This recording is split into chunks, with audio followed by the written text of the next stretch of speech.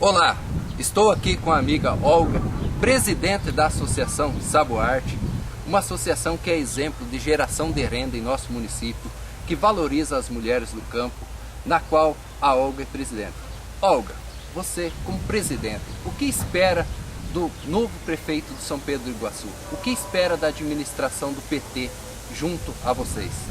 Olha, Alexandre, a gente está esperando muito apoio, né, principalmente, né, porque nós somos todas mulheres da agricultura e isso é uma renda a mais que a gente leva, né, para casa.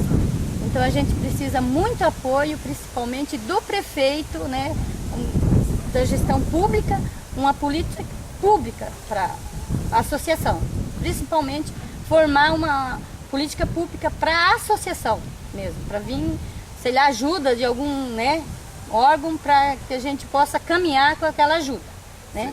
Porque no começo é bem difícil para a gente, né, continuar. Precisa um amparo, uma ajuda, uma orientação. Isso, Olga, principalmente. é compromisso meu, junto a você, junto às companheiras e junto às mulheres de São Pedro do Iguaçu.